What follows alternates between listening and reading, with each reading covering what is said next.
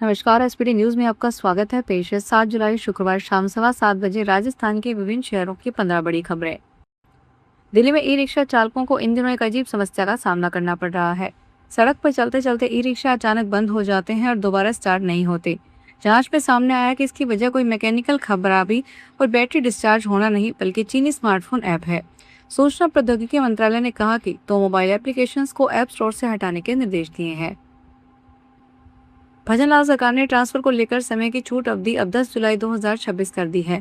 पहले 5 जुलाई तक के ट्रांसफर को लेकर छूट दी गई थी। शासन सचिव सुचि त्यागी के आदेशों के मुताबिक शिक्षा विभाग के तृतीय श्रेणी शिक्षकों और चिकित्सा विभाग के कार्मिकों के स्थानांतरण पर प्रतिबंध अग्रिम आदेशों तक यथावत रहेगा। हिमाचल प्रदेश में लगातार हो रही मूसलाधार मानसूनी बारिश ने जनजीवन को पूरी तरह प्रभावित कर दिया है।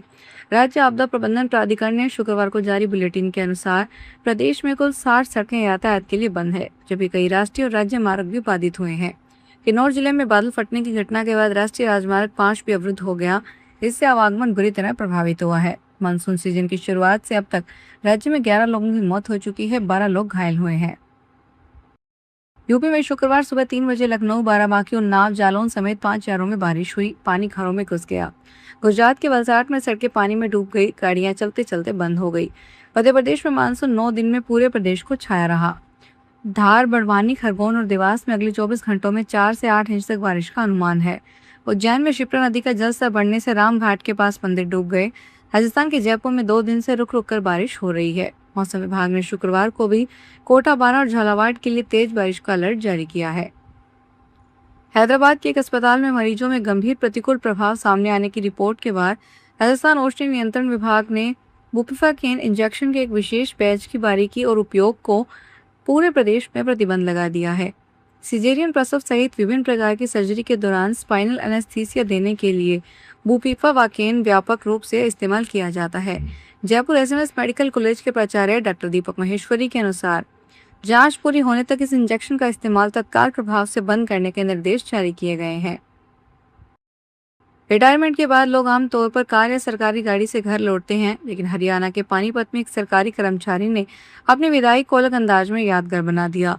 फूड एंड सप्लाई विभाग में 23 साल तक चपरासी के पद पर काम करने वाले 58 वर्षीय महावीर भांगर रिटायरमेंट के बाद करीब 100 फीट ऊंची हाइड्रा क्रेन से बूम पर सवार होकर गांव पहुंचे। फूलों और रंग बिरंगी चुन्नियों से सजी क्रेन को देखने के लिए रास्ते में लोगों की भीड़ जुट गई। महावीर के आगे थार, स्कॉर्पियो समेत कई गाड़ियों का काफिला चल रहा था। पूर्व उपराष्ट्रपति जगदीप धनखड़ अपनी पत्नी डॉक्टर सुदेश धनखड़ के साथ जयपुर में हैं। हृदय संबंधी समस्या के चलते उन्हें जयपुर के जवाहर सर्कल स्थित हॉस्पिटल में भर्ती करवाया गया है। यहाँ उनकी एंजियोप्लास्टी की जाएगी। पूर्व उपराष्ट्रपति के अचानक अस्पताल में भर्ती होने की खबर मिलते ही सूबे के सियासी गलियारों में हलचल तेज हो गई। पूर्व उपराष्ट्रपति जगदीप धनखड़ आज सुबह 8:15 बजे एयर इंडिया की रेगुलर फ्लाइट से जयपुर एयरपोर्ट पर उतरे। एयरपोर्ट से वे सीधा इटर्नल हॉस्पिटल पहुंचे। सीकर के सदर थाना इलाके में प्लॉट दिलवाने के नाम पर 5 लाख रुपए लूट का मामला सामने आया है। बुकिंग अमाउंट लेने के बहाने पीड़ित को बुलवाया गया। इसके बाद 2 गाड़ियों में बैठे लोग रुपए का थैला लेकर वहां से फरार हो गए। डुकिया के मूल निवासी ओम प्रकाश जाट ने सीकर के सदर पुलिस थाने में रिपोर्ट देकर मामला दर्ज बताया कि वर्तमान में सीकर में पालवास चौराहे के पास किराए के मकान में रहते हैं। उनके पास पड़ोसी आदित्य का कॉल आया, जिसने कहा कि पालवास रोड पर कोई प्लाट है जो किसी को अर्जेंट बेचना है। बंगाल के तृणमूल कांग्रेस के बाद अब पंजाब कांग्रेस में टूट के आसार हैं। गुरदासपुर सांसद सुखजिंदर सिंह रंधावा गुपचुप दिल्ली पहुंचे हैं। यहां उन्होंने केंद्रीय मंत्री अमित शाह से मुलाकात की। इस दौरान वे भाजपा के राज्यसभा सांसद तरुण चुग के साथ नजर आए। इधर कांग्रेस प्रदेशाध्यक्ष न बनाए जाने से पूर्व सीएम और जालंधर सांसद चरणजीत सिंह चन्नी ने मोर्चा खोल दिया है। उन्होंने अपने घर मोरिंडा में कांग्रेस नेताओं की इमरजेंसी मीटिंग बुला ली। इसमें 3 मौजूदा विधायक समेत 25 नेता शामिल हुए। नेताओं के आने का सिलसिला अभी भी जारी है। आम आदमी पार्टी के राष्ट्रीय संयोजक अरविंद केजरीवाल ने लोगों पर जबरदस्ती 20% इथेनॉल मिला पेट्रोल थोपने पर कड़ी आपत्ति जताते हुए कहा कि केंद्र सरकार के लिए पूरा देश प्रयोगशाला है। केजरीवाल ने शुक्रवार को कहा कि सरकार लोगों पर जबरदस्ती 20% इथेनॉल मिला पेट्रोल थोप रही है, जबकि इथेनॉल से गाड़ियां बंद हो रही है, पार्ट्स खराब हो रहे हैं और माइलेज भी 30% कम आ रहा है। इससे देश भर में लोगों के अंदर जबरदस्त गुस्सा है। नूंह जिले से गुजर रहे दिल्ली अलवर नेशनल हाईवे 248 ए पर शुक्रवार सुबह एक सड़क हादसा होते होते टल गया। पाटकोरी गांव के पास एक ट्रेलर ने सड़क पर बने गड्ढे से बचने के प्रयास में राजस्थान रोडवेज की बस को टक्कर मार दी। टक्कर के बाद बस बेकाबू होकर सड़क किनारे एक पेड़ से जा टकराई। इस घटना में कोई यात्री हताहत नहीं हुआ, लेकिन कुछ को मामूली चोटें आई है। जानकारी के अनुसार हादसा शुक्रवार सुबह करीब 7 बजे हुआ।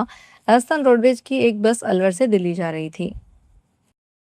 केंद्रीय संस्कृति एवं पर्यावरण मंत्री गजेंद्र सिंह शेखावत ने कहा कि शनिवार को प्रधानमंत्री नरेंद्र मोदी के कर कमलों से जोधपुर को बहुप्रतीक्षित नए एयरपोर्ट टर्मिनल की सौगात मिलेगी, जो केवल जोधपुर ही नहीं पूरे मारवाड़ क्षेत्र के लिए ऐतिहासिक उपलब्धि होगी। शेखावत ने शुक्रवार को दिल्ली से जोधपुर पहुंचने पर हवाई अड्डे पर मीडिया से बातचीत में यह बात कही। उन्होंने कहा कि लंबे संघर्ष और वर्षों की प्रतीक्षा के बाद जोधपुर के लिए यह गौरव का क्षण आया है। कर्मचारी भविष्य निधि संगठन की वेबसाइट लगातार 8वें दिन भी बहाल नहीं हो सकी। वेबसाइट बंद होने से पीएफ से जुड़ी कई सर्विसेज प्रभावित हैं। सदस्य न तो नया पीएफ क्लेम कर पा रहे हैं और न ही पीएफ बैलेंस चेक कर पा रहे हैं। संगठन का कहना है कि वह अपग्रेडेशन पर काम कर रहा है, जिस कारण वेबसाइट को बंद किया गया है। उमंग ऐप भी अधिकांश सेवाएं उपलब्ध नहीं है। यह सिलसिला 26 जून 2026 से जारी है। शुरुआत में पोर्टल को कुछ दिनों के लिए बंद करने की घोषणा की गई थी, लेकिन तय समय सीमा 2 बार बढ़ाई जा चुकी है। राजस्थान विधानसभा अध्यक्ष वासुदेव देवनानी ने पश्चिमी बंगाल प्रवास के दौरान शुक्रवार को कोलकाता स्थित प्रसिद्ध एवं प्रचलित काली घाट मंदिर में दर्शन और पूजा अर्चना की। देवनानी ने इस अवसर पर मां काली से प्रदेशवासियों के सुख समृद्धि, शांति और राष्ट्र के उज्जवल भविष्य की कामना की। उन्होंने कहा कि मां काली की कृपा सभी के जीवन में सकारात्मक ऊर्जा, साहस, सद्बुद्धि और लोक कल्याण की भावना का संचार करे। राजस्थान में अलवर जिले के सरिस्का बाघ अभयारण्य में आगामी सितंबर के अंतिम सप्ताह में अंतर्राष्ट्रीय वन्यजीव विशेषज्ञों का बड़ा केंद्र बनने जा रहा है।